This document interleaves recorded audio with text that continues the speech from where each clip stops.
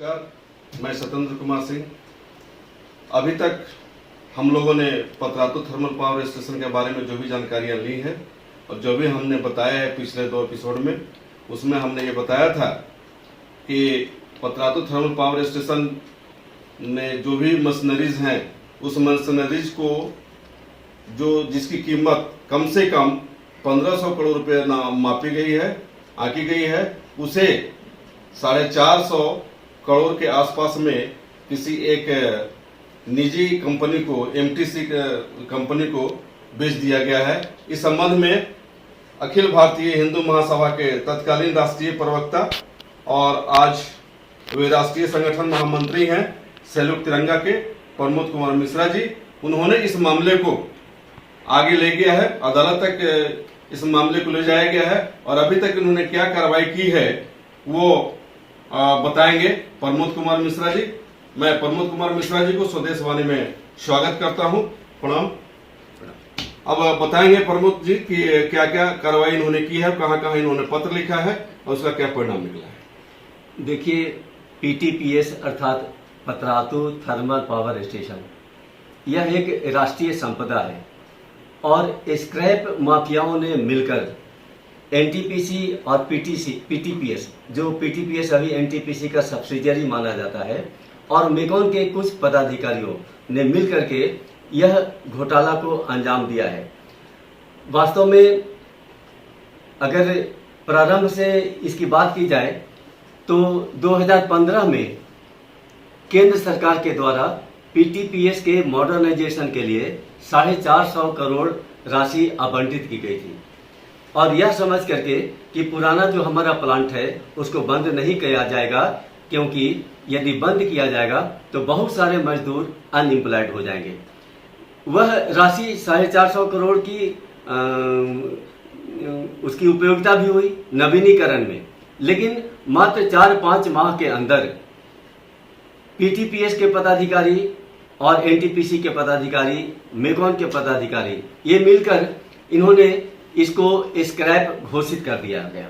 अब मुझे प्रश्न यह करना है कि यदि इस प्लांट को स्क्रैप घोषित करना था, पहले से जानकारी थी कि यह काम के लायक नहीं है, तो जो केंद्र सरकार के द्वारा 450 करोड़ आवंटित की गई वो राशि कहाँ गई, इसकी विस्तृत जानकारी मुझे चाहिए। तो इस संबंध में क्या आपने संबंधित अधिकारियों को लिखा, क्या उन्होंने आपको कोई जानकारी नहीं दी? इस संबंध में थोड़ी बात मैंने आगे बढ़ाई थी। मैंने पता किया तो यह मालूम हुआ कि पीटीपीएस और एनटीपीसी ने उस प्लांट की बिक्री के लिए, नीलामी के लिए, एस्टिमेशन के लिए मेकॉन जो पब्लिक सेक्टर अंडरटेकिंग है, एस्टिमेशन के लिए उनको आमंत्रित किया था। उन लोगों ने मेकॉन के द्वारा 3 बार मूल्यांकन करवाया। पहली बार प्लांट का मूल्यांकन जो मेकॉन ने किया वह 578 करोड़ था।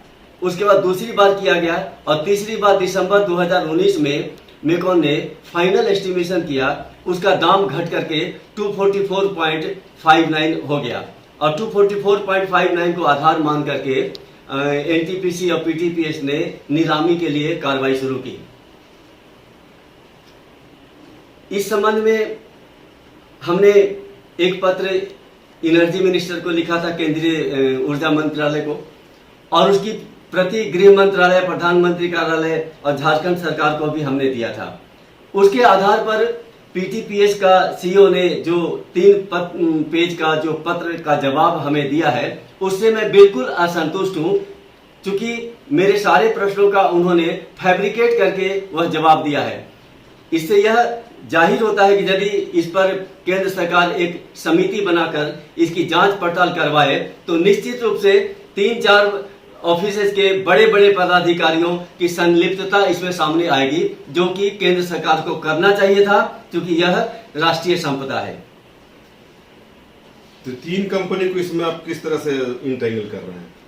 एक आपने एनटीपीसी, पीटीपीएस, मेकॉन, ये तीनों अधिकारी किस रूप में इसमें संलिप्त हो सकते हैं? हाँ, ये इसलिए है कि पहले पतरातू थर्मल पावर स्टेशन स्वतंत्र था और जब मोदी जी की सरकार बनी तो पीटीपीएस को एनटीपीसी का सब्सिडियरी के रूप में गोद ले लिया गया। तो जब गोद ले लिया गया तो पुराना प्लांट और नया प्लांट का आपसी संबंध बन गया और दोनों मिल करके इस प्लांट को, पुराने प्लांट को स्क्रैप घोषित कर दिए थे।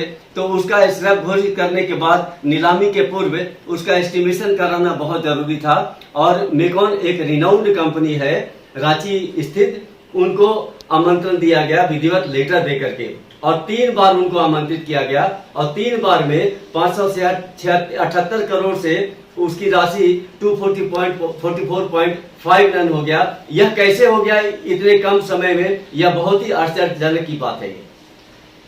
इस एस्टिमेशन में क्या जमीन के नीचे जो प्लांट में रहती है उसका कहीं कोई जिक्र है?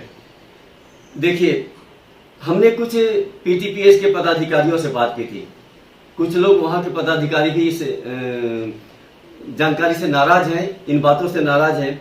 उन्होंने कहा कि 1000 करोड़ की संपत्ति पहले से है ये और 450 करोड़ यदि सरकार ने नवीनीकरण के लिए दिया है तो यह लगभग 1500 करोड़ की राशि की यह कीमत हो गई। लेकिन मुझे जो अपुष्ट जानकारी है, मेकॉन तीसरी बार जब आई है एस्टिमेशन के लिए तो धरती के ऊपर जितना स्ट्रक्चर है उसका आकलन किया गया, लेकिन यह सर्वविदित है कि पावर प्लांट का जो ऊपर में स्ट्रक्चर होता है जितना, उतना ही नीचे भी स्ट्रक्चर होता है। तो मेकॉन ने सिर्फ ऊपर के स्ट्रक्चर का एस्टिमेशन किया और नीचे में जो स्क्रैप है उसका नहीं किया। निश्चित रूप से 300-400 करोड़ की राशि उसमें भी होगी, यह भी एक घोटाला है।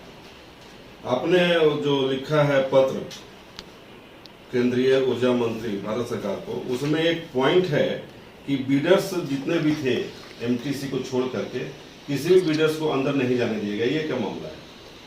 देखिए, जो मुझे जानकारी है उसके अनुसार जब ऑक्शन हुआ, ये कोरोना काल था इसलिए ई ऑक्शन हुआ था, ऑक्शन अखबारों में हुआ था, ये बात सही है।